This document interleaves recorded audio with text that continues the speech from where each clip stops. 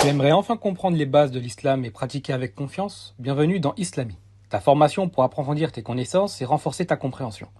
Avec plus de 1000 vidéos sur la croyance, la jurisprudence, la langue arabe, la science du hadith et bien plus encore, tout est là pour t'aider à apprendre l'islam sérieusement. Abonne-toi dès maintenant sur i-islami.com. Assalamu alaikum wa rahmatullahi wa barakatuh. Dans cette nouvelle vidéo, nous allons définir ensemble les chaînes et groupes de transmission du Coran.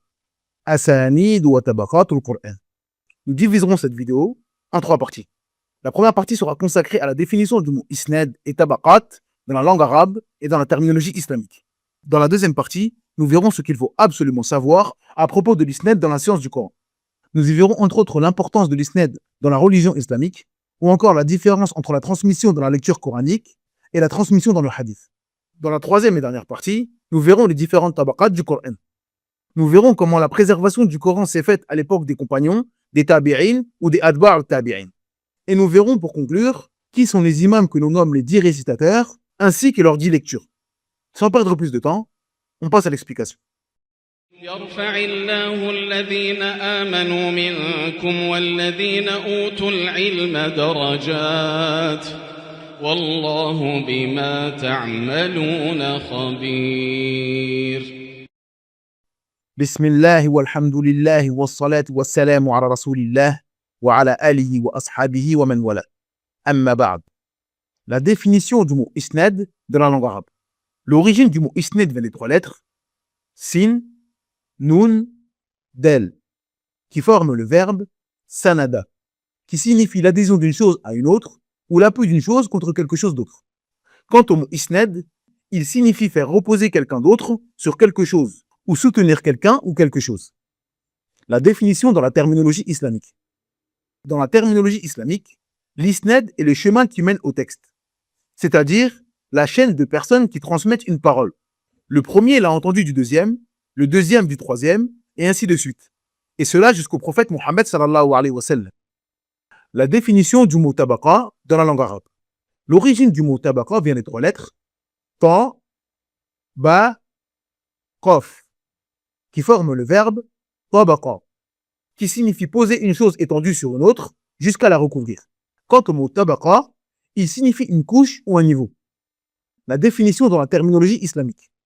Dans la terminologie islamique, une tabaqa désigne un groupe de personnes qui se ressemblent par un critère précis. Leur époque, leur niveau scientifique ou leur rôle dans une discipline. Le mot vient de l'idée linguistique de superposer deux choses qui se correspondent, ce qui signifie que les membres d'une même tabaqa partagent un même rang ou une même caractéristique. Les savants ont donc classé les musulmans en tabaqat, catégories, pour mieux comprendre la transmission du savoir. Par exemple, les compagnons sont une tabaqa, les tabi'in une autre tabaqa, et les adbar al-tabi'in encore une autre. On peut aussi créer des tabaqat par domaine. On peut donc classer les compagnons eux-mêmes en tabaqat, que cela soit par le mérite, comme les Mécois, les Médinois, ceux qui ont participé à la bataille de Badr, ou encore ceux qui se sont convertis après l'ouverture de la Mecque. Et nous pouvons également les classer en fonction de leurs compétences scientifiques. Par exemple, les savants parmi les Sahaba et les spécialistes de la fatwa, comme Omar ibn al-Khattab, Ali ibn Abi Talib, Abdallah ibn Mas'ud, Ubay ibn Ka'b ou Mu'adh ibn Jabal. Les Sahaba rapporteurs du hadith, comme Abu Huraira, Anas ibn Malik, Aisha bint Abi Bakr, Jabir ibn Abdullah, Abdullah ibn Omar ou encore Abu Sa'id al-Khudri, radiyallahu anhum. Ou les Sahaba parmi les mémorisateurs du Coran, comme Zayd ibn Thabit, Ubay ibn Ka'b, Abdullah ibn Mas'ud, Abu Darda ou encore Abu Musa al-Ash'ari, radiyallahu anhum. Ce qu'il faut savoir à propos de l'isnad. L'importance de l'isnad. L'isnad est l'un des plus grands honneurs qu'Allah Azza wa Jal a accordé à la communauté de Mohammed sallallahu alayhi wa sallam. Allah nous informe dans son livre qu'il préservera le Coran, c'est-à-dire ses lettres et ses sens. Pour préserver la révélation, Allah a bien évidemment choisi des hommes pour cela, mais également des procédés. L'isnad est le procédé le plus puissant pour la préservation de la religion. L'imam Abdullah ibn Mubarak rahimahullah a dit « L'isnad fait partie de la religion. Sans isnad, chacun dirait ce qu'il veut. » Fin de citation. La noblesse de l'isnad provient du fait qu'il protège de l'erreur. Si un transmetteur se trompe, d'autres dans la chaîne corrigent son erreur grâce à la multiplicité des voix. Dans la transmission du Coran, l'isnad est encore plus strict que dans le hadith. Il n'existe aucune lecture du Coran acceptée sans audition directe, ni récitation devant un maître. quant aux autres religions, elles n'ont aucune chaîne continue remontant à leur prophète. Les juifs et les chrétiens ne possèdent aucune preuve de l'authenticité de leurs textes. À l'inverse, chaque musulman qui apprend le Coran peut montrer une chaîne continue. Un enseignant qui a entendu et appris d'un autre enseignant, qui l'a fait d'un autre enseignant, jusqu'aux compagnons du prophète Mohammed sallallahu alayhi wa sallam, qui ont appris auprès du prophète Mohammed sallallahu alayhi wa sallam, qui a lui-même appris auprès de Jibril alayhi salam, qui a mémorisé le Coran de la part d'Allah azza wa jal. Ainsi, l'isnad est la colonne vertébrale de la préservation du Coran, la preuve vivante que le livre d'Allah n'a jamais changé, et que la récitation que nous faisons aujourd'hui est exactement celle révélée au messager d'Allah, sallallahu alayhi wa sallam. L'importance d'avoir une chaîne de transmission élevée. Les savants de l'isnad accordaient une immense importance au fait de posséder une chaîne de transmission élevée, c'est-à-dire la chaîne comportant le moins d'intermédiaires possible entre eux et le prophète sallallahu alayhi wa sallam. Plus la chaîne est courte, plus elle est proche de l'époque de la révélation, et plus elle garantit que la récitation ou le hadith a été transmis avec précision, pureté et fidélité. Comme nous l'avons dit précédemment, l'isnad protège de l'erreur, car si un maillon se trompe, la multiplicité des chaînes et la proximité des transmetteurs au premier maître permettent de corriger immédiatement toute faute. Pour cette raison, les savants considéraient l'isnad comme un honneur et une responsabilité. Ainsi, afin d'obtenir la chaîne la plus élevée, les imams étaient prêts à parcourir des centaines de kilomètres, de Koufa à Médine, du Yémen à la Mecque, ou encore jusqu'au Chem. Ce voyage n'était pas pour rechercher de simples informations écrites, mais pour entendre la récitation directement d'un maître, ou recevoir de lui un hadith, sans intermédiaire supplémentaire. Harb ibn Ismaïl a dit: on interrogeait l'imam Ahmed au sujet d'un homme qui recherche une chaîne de transmission élevée. Il répondit: rechercher l'isnad élevé est une sunna transmise de ceux qui nous ont précédés, car les compagnons de Abdullah ibn Mas'ud voyageaient de Koufa jusqu'à Médine pour apprendre de Omar et écouter directement de lui. Fin de citation. C'est pourquoi certains savants, même à l'agonie, demandaient la chaîne de transmission concernant la science, car elle représentait la preuve vivante de l'authenticité de la transmission. Plus un savant était proche, par la chaîne, du prophète sallallahu alayhi wa sallam, plus sa science était pure, son récit exact et son savoir digne de confiance. C'est grâce à cette quête, cette rigueur et ces voyages souvent éprouvants, que le Coran et la Sunna nous sont parvenus aujourd'hui, intacts et transmissibles encore de poitrine en poitrine, jusqu'au jour du jugement. La différence entre la transmission dans la lecture coranique et la transmission dans le hadith. Dans la science islamique, il existe une différence entre la transmission du Coran et la transmission du hadith. Pour le hadith, les savants utilisent de nombreuses méthodes. Écouter directement la parole du professeur, lire devant lui, recevoir une autorisation écrite, échanger des lettres, et d'autres. Mais dans la transmission du Coran, seules deux méthodes sont valides. Lire le Coran devant le shir, écouter les shirs réciter. Il ne suffit donc pas d'entendre un shir parler du Coran. Il faut entendre sa récitation, car la finalité est la maîtrise exacte de l'art de réciter, lettre par lettre. Les compagnons avaient naturellement une prononciation parfaite, car ils étaient des Arabes de langue pure, et ils apprenaient directement du prophète sallallahu alayhi wa sallam. Le Coran ne peut pas être transmis comme un simple texte. Il doit être appris par audition et récitation, car son miracle réside aussi dans sa prononciation. Enfin, le prophète sallallahu alayhi wa sallam révisait le Coran chaque année avec Jibril alayhi salam, et l'année de sa mort, ils le révisèrent 2 fois, ce qui montre l'importance de la transmission précise et orale dans la lecture du Coran. Les tabaqat du Coran. Comme nous l'avons dit précédemment, dans la science du Coran, une tabaqa signifie une génération de transmetteurs liés entre eux par l'apprentissage direct. C'est un étage de la chaîne de transmission, un niveau précis dans lequel se trouvent les personnes qui ont appris le Coran d'un même maître, puis l'ont transmis à la génération suivante. Chaque tabaqa forme donc un maillon solide dans la chaîne de préservation du Coran. Un groupe de récitateurs qui ont reçu le Coran de manière exacte et qui l'ont transmis fidèlement, mot pour mot, prononciation par prononciation. La tabaqa est donc essentielle parce que le Coran n'a pas été préservé seulement par des manuscrits, mais surtout par des hommes et des femmes qui l'ont porté dans leur poitrine. Chaque génération a fourni des efforts immenses pour mémoriser parfaitement le texte, maîtriser la récitation, les lettres, les règles et les sens, enseigner à la génération suivante sans altération ni changement. Les compagnons qui ont reçu le Coran directement de la récitation du prophète sallallahu alayhi wa sallam. Les compagnons du prophète sallallahu alayhi wa sallam ne sont pas des simples individus historiques. Ce sont les élèves directs du messager d'Allah sallallahu alayhi wa sallam, choisis par Allah lui-même pour porter sa révélation.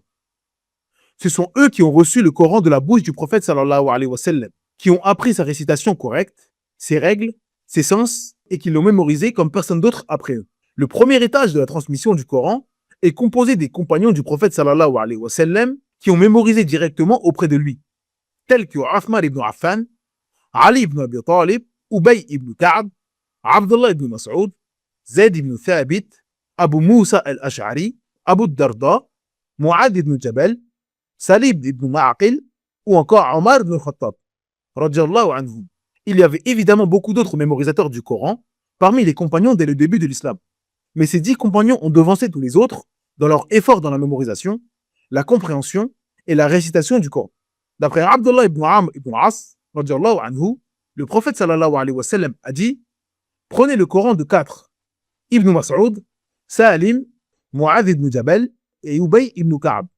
Al-Nawawi rahimahullah a dit concernant ce hadith: les savants ont dit, la raison de cette distinction est que ces compagnons étaient les plus précis dans la mémorisation des mots du Coran et les plus parfaits dans leur manière de le réciter, même si d'autres qu'eux pouvaient être plus savants dans ces sens, ou bien parce que ces 4-là s'étaient entièrement consacrés à le recevoir directement du prophète sallallahu alayhi wa sallam de vive voix, tandis que d'autres ne prirent qu'une partie du Coran les uns des autres, ou encore parce que ces compagnons-là s'étaient consacrés au fait que l'on prenne le Coran d'eux, ou bien parce que le prophète sallallahu alayhi wa sallam voulait informer la communauté de ce qui se produirait après sa mort, à savoir l'éminence et la maîtrise de ces 4-là, et qu'ils seraient plus compétents que les autres dans ce domaine.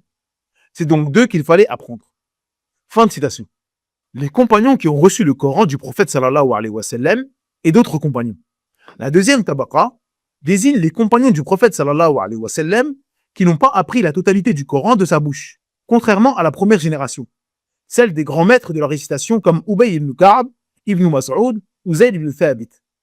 Ces compagnons de la deuxième tabaqa sont d'immenses savants du Coran, mais leur apprentissage s'est fait indirectement pour plusieurs raisons. Ils sont entrés tardivement dans l'islam, comme Abu Hurayrah radhiyallahu anhu, qui n'embrassa l'islam que quelques années avant la mort du prophète sallallahu alayhi wa sallam. Il n'a donc pas eu le temps de recevoir l'ensemble du Coran directement du prophète sallallahu alayhi wa sallam. Ils étaient trop jeunes, comme Abdullah ibn Abbas, qui était adolescent à la mort du prophète sallallahu alayhi wa sallam. Il devint ensuite un des plus grands savants, mais en apprenant le Coran auprès de compagnons de la première génération. Il ne résidait pas souvent à Médine. Certains étaient envoyés en mission, vivaient dans d'autres régions, ou passaient peu de temps avec le prophète sallallahu alayhi wa sallam. Ils apprirent donc leur récitation auprès de savants de la première tabaqa. Parmi les savants de cette tabaqa, il y a Abu Hurayrah, Abdullah ibn Mas'ud, Abdullah ibn Sa'ib, Al-Mughira ibn Abi Shihab, Hudayfa ibn al-Yaman, Talha ibn Ubaydillah, radiyallahu anhum. Les tabi'un qui ont reçu le Coran des compagnons du prophète sallallahu alayhi wa sallam. Un tabi'i est toute personne qui n'a pas rencontré le prophète sallallahu alayhi wa sallam, mais qui a rencontré au moins un compagnon et qui a reçu de lui le savoir, la foi ou le Coran. Après la mort du prophète sallallahu alayhi wa sallam et l'expansion rapide de l'islam hors de la péninsule arabique, beaucoup de grands compagnons quittèrent Médine pour enseigner la religion dans les nouvelles terres conquises, en Irak, au Chem, en Égypte ou au Yémen. Ils étaient les porteurs de la révélation et ils enseignaient le Coran avec sa récitation, ses lettres, ses règles et ses sens. C'est ainsi qu'apparut la troisième tabaqa du Coran, celle des tabi'un qui ont reçu le Coran directement de ses compagnons. Parmi les tabi'un célèbres qui ont pris le Coran d'Ibn Abbas radhiyallahu anhuma à Mecca, il y a Mujahid, Ikrima ou encore Ata ibn Abi Rabah. Parmi ceux qui ont pris de Ubay ibn Ka'b radhiyallahu anhu à Médine, il y a Zayd ibn Aslam, Ubay al-Aliyya ou encore Muhammad ibn Ka'b al-Qurazi. Parmi ceux qui ont pris le Coran d'Ibn Mas'ud radhiyallahu anhu en Irak, il y a Qatada ibn Di'ama, Alqama ibn Qais ou encore Ash-Sha'bi, rahimahumullah. Tous ces immenses savants furent des piliers essentiels dans la transmission et la préservation du Coran. Non seulement ils étaient des mémorisateurs exceptionnels, mais ils furent également parmi les plus grands savants du tafsir de notre communauté. Ils ont transmis chaque lettre du Coran avec une précision remarquable, mais aussi la compréhension correcte des versets, des mots et compréhension qu'ils avaient reçue de leur maître, les compagnons du prophète sallallahu alayhi wa sallam, qui eux-mêmes l'avaient prise du prophète Mohammed sallallahu alayhi wa sallam. Les 10 lecteurs. Les 10 lecteurs du Coran font partie soit des petits tabi'un, soit des adbar tabi'in. Les petits tabi'un sont ceux dont la majorité des professeurs étaient des tabi'un, même s'ils ont rencontré un petit nombre de compagnons. Quant aux adbar tabi'in, ce sont ceux qui n'ont rencontré aucun compagnon du prophète sallallahu alayhi wa sallam et qui ont appris exclusivement auprès des tabi'in. Les 10 lecteurs sont des grands imams qui ont été choisis par les savants parmi des centaines, voire des milliers de lecteurs du Coran, car chacun d'eux était reconnu pour son statut d'imam dans la récitation, pour la longévité de sa carrière dans l'enseignement et parce que les gens voyageaient depuis différentes régions pour apprendre auprès d'eux. À cela s'ajoute leur réputation de fiabilité, d'honnêteté, de piété et de perfection dans la science. Les savants de leur époque étaient unanimes à reconnaître leur justice dans ce qu'ils ont transmis, ainsi que leur fiabilité dans ce qu'ils ont récité et rapporté. Leur lecture ne sortait jamais du cadre fixé par le Mus'haf othmanien. Nafi' al-Madani.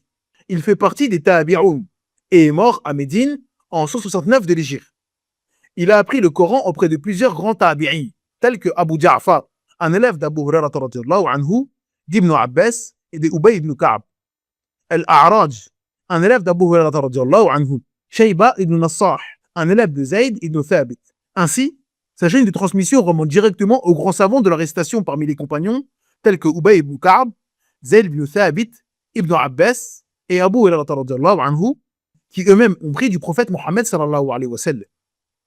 Ibn Kathir al-Makki. Il fait partie des Tabi'oun et est mort à Médine en 120 de l'Hégire. Il a appris directement du compagnon du prophète sallallahu alayhi wa sallam, Abdullah ibn Sa'ib, un des lecteurs d'Ubay ibn Ka'b. Il a également pris auprès du célèbre Tabi'i, Mujahid, l'élève principal d'Ibn Abbas, radhiyallahu anhuma. Sa chaîne de transmission passe donc par Ibn Abbas, Ubay ibn Ka'b et Zayd ibn Thabit, radhiyallahu anhum. Abu Amr al-Basri. Il fait partie des Atba'u Tabi'in et est mort à Koufa en Irak, en 154 de l'Hégire. Il a étudié auprès des plus grands élèves des compagnons du prophète Mohammed sallallahu alayhi wa sallam, tels que Mujahid, un élève d'Ibn Abbas radhiyallahu anhuma, Sa'id ibn Jubayr, également un élève d'Ibn Abbas radhiyallahu anhuma, Ata ibn Abi Rabah, un élève d'Abu Hurairah radhiyallahu anhu, et Al-Hassan al-Basri, un élève d'Abu Musa al-Ash'ari radhiyallahu anhu. Sa chaîne de transmission remonte donc à Ibn Abbas, Abu Hurairah, Abu Musa al-Ash'ari, Ubay ibn Ka'b et Zayd ibn Thabit, radhiyallahu anhum. Abdullah ibn Amir al-Shami. Il fait partie des Tabi'oun et est mort à Damas en Syrie en 118 de l'Hégire. Il a pris directement du compagnon du prophète Mohammed sallallahu alayhi wa sallam, Abu Darda, radhiyallahu anhu, un des lecteurs du prophète sallallahu alayhi wa sallam. Il a également pris du célèbre Tabi'i Al-Mughira ibn Abi Shihab, élève de Uthman ibn Affan. Sa chaîne de transmission remonte donc à Uthman ibn Affan, Ubay ibn Ka'b et Abu Darda, radhiyallahu anhu. Asim ibn Abi Najoud al-Koufi. Il fait partie des Tabi'oun et est mort à Koufa en Irak en 128 de l'Hégire. Il fait partie de ceux qui ont les chaînes de transmission les plus fortes. Il a pris sa science auprès d'Abu Abdurrahman al-Sulami, qui a lui-même pris sa science de Uthman ibn Affan, Ali ibn Abi Talib, Ibn Mas'ud et Ubay ibn Ka'b, qui ont été parmi les scribes les plus célèbres du prophète Mohammed sallallahu alayhi wa sallam, radhiyallahu anhu. Hamza ibn Habib. Il fait partie des Atba'u Tabi'in et est mort à Hulwan, en Égypte, en 156 de l'Hégire. Il a appris auprès de célèbres Tabi'in tels que Al-A'mash, qui est un élève d'Ibn Mas'ud, ou encore Abu Ishaq al-Sabi'i, élève de Alqama, qui est lui-même élève d'Ibn Mas'ud, radhiyallahu anhu. Donc sa chaîne de transmission remonte presque exclusivement à Ibn Mas'ud, radhiyallahu anhu. Ali ibn Hamza al-Kisa'i. Il fait partie des Atba'u Tabi'in et est mort à Ray en Iran en 189 de l'Hégire. Il a appris auprès de célèbres Atba'u Tabi'in tels que Hamza ibn Habib, dont la chaîne de transmission remonte à Ibn Mas'ud, et Isa ibn Amr al-Thaqafi, qui est l'élève de Asim ibn Abi Najoud, le cinquième des 10 grands lecteurs, et Al-A'mash, qui est un élève d'Ibn Mas'ud. Sa chaîne de transmission remonte donc à Ibn Mas'ud, Uthman ibn Affan, Ali ibn Abi Talib, Ubay ibn Ka'b et Zayd ibn Thabit, radhiyallahu anhu. Abu Ja'far, Yazid ibn al-Qa'qa' al-Madani. Il fait partie des Tabi'in et est mort à Médine en 128 de l'Hégire. Il a pris sa science auprès de grands compagnons tels qu'Ibn Abbas, radhiyallahu anhuma, ou encore Abu Hurairah radhiyallahu anhu. Il a également pris de grands Tabi'in tels que Abdullah ibn Ayyash, qui est un élève de Ubay ibn Ka'b, radhiyallahu anhu. Sa chaîne de transmission remonte donc à Ubay ibn Ka'b, Zayd ibn Thabit, Ibn Abbas et Abu Hurairah radhiyallahu anhu. Ya'qub ibn Ishaq al-Basri. Il fait partie des Atba'u Tabi'in et est mort à Basra en Irak en 205 de l'Hégire. Il a appris auprès de célèbres Atba'u Tabi'in tels que Abu Munzir Salam ibn Sulayman, qui est l'élève de Abu Amr, le troisième des 10 grands lecteurs, et Asim ibn Abi Najoud, le cinquième des 10 lecteurs. Ou encore Abu al-Ashab, Ja'far ibn Hibban, un des élèves de Imran ibn Mulhan, qui est l'élève du compagnon Abu Musa al-Ash'ari, radiyallahu anhu. Sa chaîne de transmission remonte donc à Ibn Abbas, Abu Hurairah radiyallahu anhu, Abu Musa al-Ash'ari, Ubay ibn Ka'ab, Zayd ibn Thabit, Uthman ibn Affan, Ibn Mas'ud et Ali ibn Abi Talib, radiyallahu anhum. Khalaf ibn Hisham, il fait partie des Adba' al-Tabi'in et est mort à Bagdad en Irak en 229 de l'Hégire. Il a appris auprès de célèbres Adba' al-Tabi'in tels que Salim ibn Isa, qui est un élève de Hamza ibn Habib, le sixième des 10 grands lecteurs du Coran, ou encore Shu'ba, qui est l'élève de Asim ibn Abi Najjoud, le cinquième des 10 grands lecteurs du Coran. Sa chaîne de transmission remonte donc à Ibn Abbas, Abu Hurairah radiyallahu anhu, Abu Musa al-Ash'ari, Ubay ibn Ka'ab, Zayd ibn Thabit, Uthman ibn Affan, Ibn Mas'ud et Ali ibn Abi Talib, radiyallahu anhum. Les 10 lectures. Al-Qira'at al-Ashr. Toutes les tabaqat de mémorisateurs ont joué un rôle essentiel dans la préservation du Coran. Ils ont ancré la révélation dans le cœur des musulmans, l'ont mémorisé, enseigné et transmise exactement, comme Allah Azza wa Jal l'a révélé, sans ajout ni modification. À l'époque des 10 grands lecteurs, la science était développée dans des centres majeurs tels que la Mecque, Médine, Basra, Koufa, Bagdad et Damas. Chacun de ces imams vivait dans l'une de ces grandes villes, devenus des phares de savoir vers lesquels affluaient les étudiants de tout le monde musulman. Ces élèves venaient pour mémoriser le Coran, maîtriser ses règles et apprendre la manière de réciter propre à chaque imam. Une récitation qu'ils tenaient de leur maître, remontant aux compagnons et au prophète sallallahu alayhi wa sallam. Ce sont justement ces élèves, par centaines et parfois par milliers, qui ont permis à ces imams de devenir des références de la récitation coranique. Car leurs lectures se sont propagées dans la Ummah entière et ont gardé leur nom. Nafi' ibn Kathir, Abu Amr, Abu Amir, Asim, Hamza, Al-Kisa'i, Abu Ja'far, Ya'qub et Khalaf. Ces 10 imams sont devenus les modèles des 10 lectures que l'on connaît aujourd'hui. Non parce qu'ils ont inventé une manière de lire le Coran, mais parce qu'ils étaient les plus précis, les plus fiables et les plus compétents dans la transmission de ce qu'ils avaient reçu. Ainsi, ce que l'on appelle aujourd'hui communément les 10 lectures sont celles de ces 10 imams, rendus célèbres parce que des centaines d'élèves ont appris auprès d'eux, et que leur transmission est restée claire, authentique et entièrement conforme au Mus'haf Uthmanien. En résumé, ce qu'on appelle une lecture est la manière de réciter le Coran attribuée à l'un des 10 imams des lectures et transmise de manière unanime par ses rapporteurs. Par exemple, la lecture de Nafi' ou encore la lecture de Asim.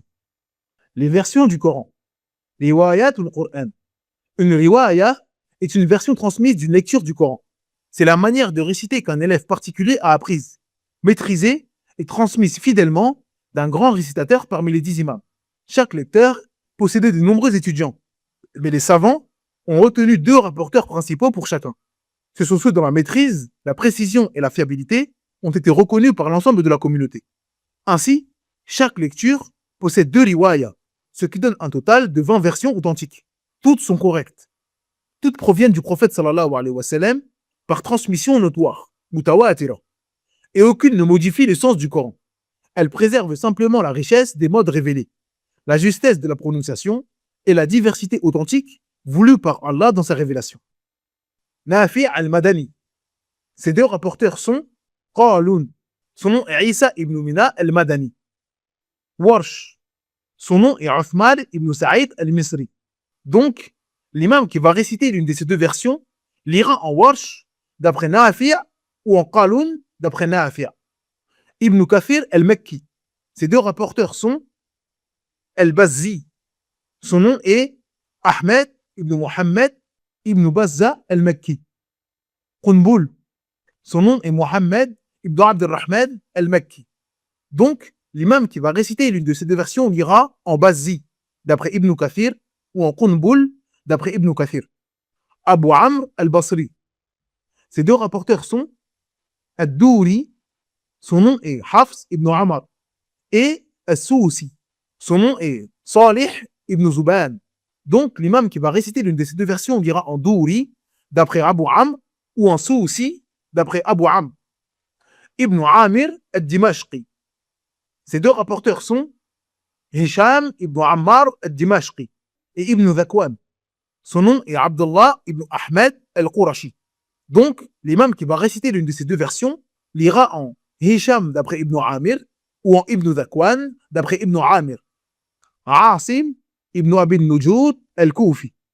Ces deux rapporteurs sont Shu'ba, son nom est Abu Bakr ibn Ayyash al-Koufi, et Hafs ibn Sulaiman al-Bazzaz. Donc, l'imam qui va réciter l'une de ces deux versions lira en Shu'ba d'après Asim ou en Hafs d'après Asim. Hamza ibn Habib al-Zayyat. Ces deux rapporteurs sont Khalaf ibn Hisham al-Bazzaz et Khalad ibn Khalid al-Sayrafi. Donc, l'imam qui va réciter l'une de ces deux versions lira en Khalaf d'après Hamza ou en Khalad d'après Hamza. Ali ibn Hamza al-Kisa'i. Ces deux rapporteurs sont Abu al-Harith. Son nom est Layth ibn Khald. Ad-Douri. Son nom est Hafs ibn Amar, le même qui rapporte d'Abu Amr.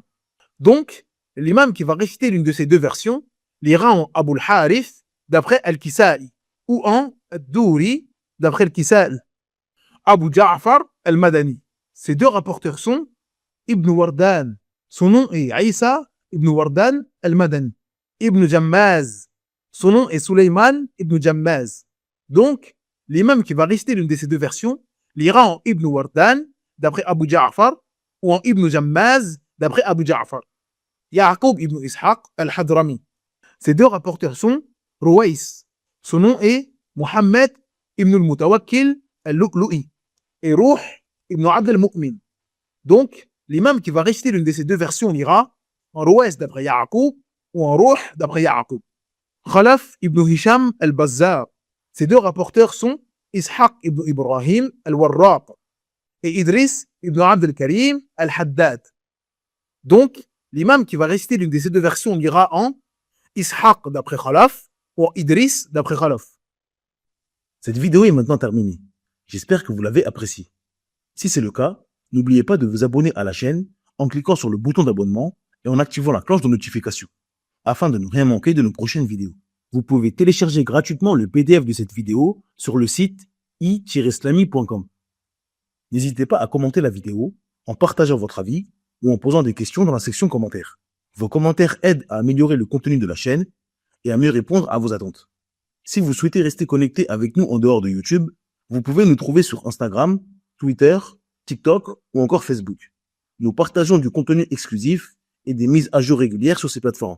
De plus, si vous êtes intéressé par les podcasts, vous pouvez également nous suivre sur des plateformes telles que Spotify ou Deezer, afin d'écouter nos vidéos hors ligne. En attendant, je vous dis Assalamu alaikum wa rahmatullahi wa barakatuh. Subhanaka Allahumma bihamdik. Ashhadu an la ilaha illa ant. Astaghfiruka wa atubu ilayk.